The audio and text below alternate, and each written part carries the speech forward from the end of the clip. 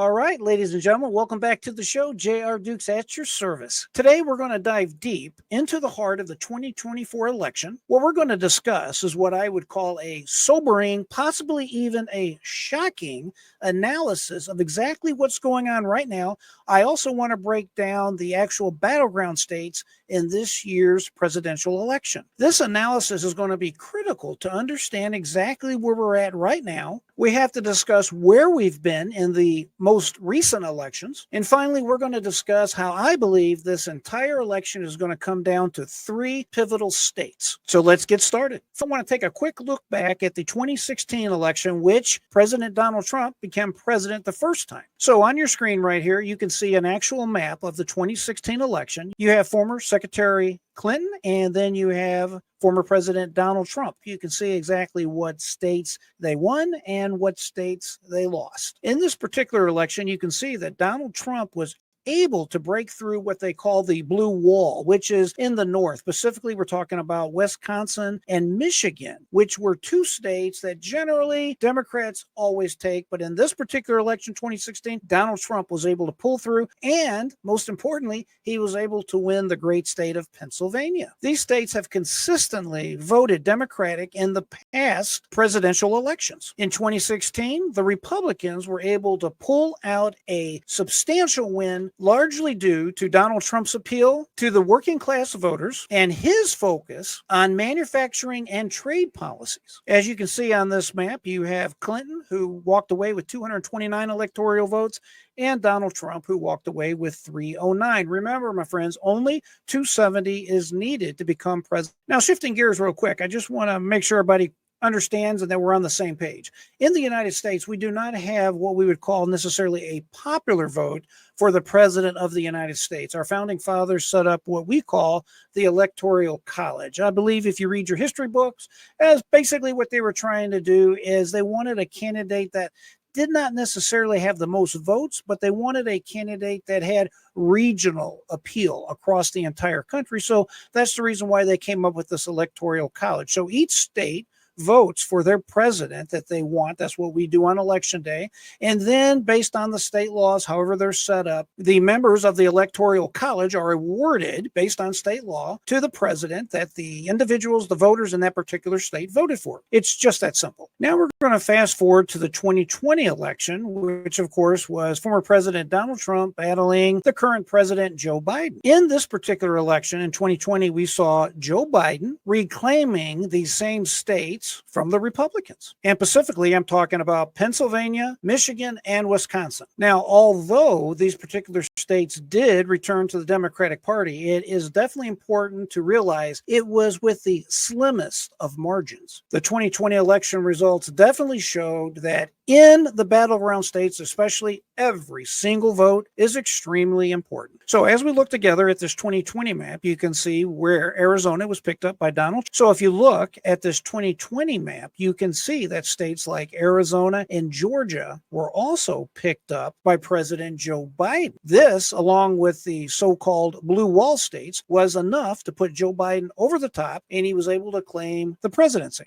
Now, this next map basically just shows the differences between 2020 and 2024 as far as the actual members of the Electoral College in each state. The Democrats lost 3 and the Republicans gained 3. With the census, there's population changes and there is a reallocation of the Electoral College. This map today just shows what we just discussed, and that is that if the exact same election results from 2020 happen in 2024, you're going to see the Democrats effectively lose 3 in the Electoral College, and the Republicans would gain 3. If this was the results, the same as 2020, effectively there would be no change in the election results, and Joe Biden would still be the president. Now, this is where things start to get a little more interesting. What you're seeing right now on your screen is an actual breakdown state by state of exactly what states are solidly in the Republican camp and which ones are solidly in the Democratic camp.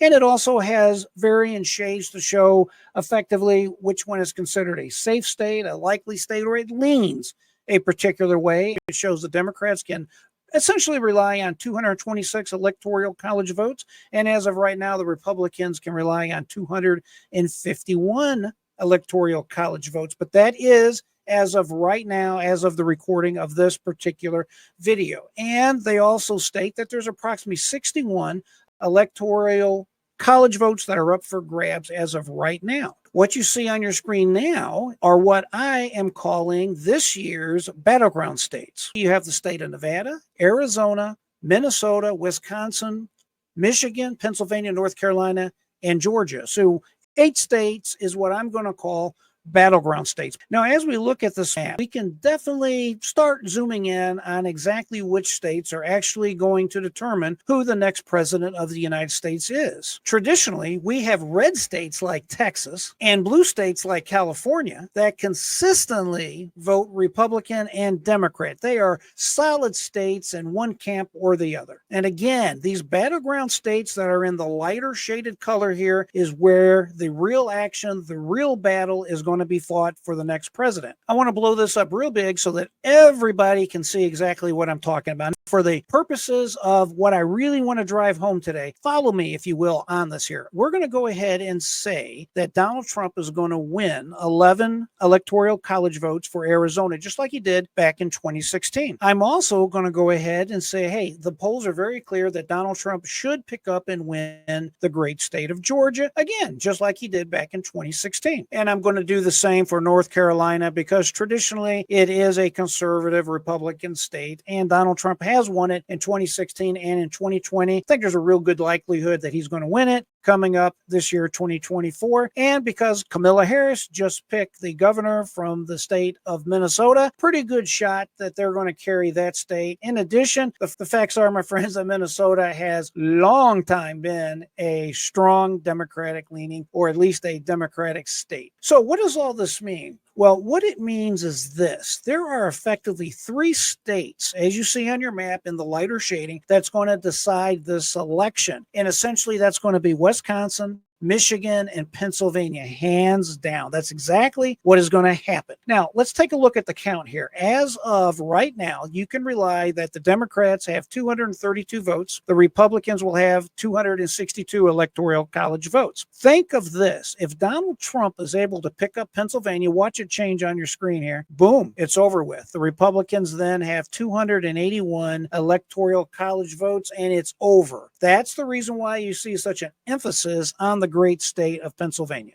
Now, the same is true with Wisconsin or Michigan. Let's go ahead and let's just click on Wisconsin. There we go. If Donald Trump is able to carry Wisconsin by itself, that will still put him over the top. So as you can see by this map, if Donald Trump can pick up just one of these 3 states, what they call the so-called blue wall, specifically Wisconsin and or Michigan, and we can go ahead and add Pennsylvania to that, the Republicans will win. They're already at 262. If they just pick up the 10 votes in the state of Wisconsin, boom, there you go. Now, as of right now, clearly the polling is showing things are very tight. So it is going to be a battle to the end, and you're going to see the candidates really hammering these 3 Pacific states. On your screen is a current poll showing the state of Wisconsin as of right now, as of the date of this particular video, and the most recent poll that they have up shows that Harris is ahead 48% and Trump has 46%. That's the reason why I kind of lean Wisconsin might go Democratic. This poll on your screen shows Pennsylvania as of right now 45 to 45. An absolute dead heat. You see on your screen is the great state of Michigan. Again, 45 to 45 between Harris and Trump. My friends, it does not get any tighter than what we're seeing right now. And by the way, for the purposes of this example, I went ahead and put Nevada in the Democratic column just to make sure. Now with Minnesota, pretty well in the Democratic camp because Vice President Kamala Harris has picked the current governor of Minnesota to be her running mate. That pretty well takes Minnesota out of contention. Same thing with Donald Trump. I personally wish he maybe would have went ahead and picked the popular governor from the state of Virginia. The governor there, his name is Glenn Youngkin. That would have been fantastic if they could have actually put Virginia in play, because make no mistake about it, my friends, if they cannot carry Virginia for the Democrats, there's basically no path to victory for the Democratic ticket. However, he may have had a good choice with J.D. Vance. We'll just have to wait and see. It definitely will shore up his support in Ohio. So what do y'all think about this? You think it's going to be pretty well down to these three states? Let me know in the comments below. I'm curious as to what your exact opinions are. And what do you think about the choices each candidate has made? Harris just picked the governor of Minnesota. I believe his last name is Waltz. And then you have, of course, J.D. Vance on the ticket with Donald Trump. Interesting picks. I would definitely have not picked a liberal like Kamala Harris has picked. I was figuring she'd probably try to be more moderate by picking somebody more in the middle, but clearly she did not do that. And I am absolutely certain that the Trump camp is elated she did not go with the popular Pennsylvania governor. So in conclusion, we have several battleground states that are going to decide this presidential contest. And I predict the determining states, the most consequential states, are clearly going to be Wisconsin, Michigan, and Pennsylvania. I am hereby predicting that if Donald Trump picks up just one of those states, it's all over for the Democrats, and the Republicans will be cruising to victory. I appreciate each and every one of you taking time to tune in to hear what I have to say. It is definitely a pleasure. My friends, I always say, keep that mind free, never give up. Until next time, I am J.R. Dukes.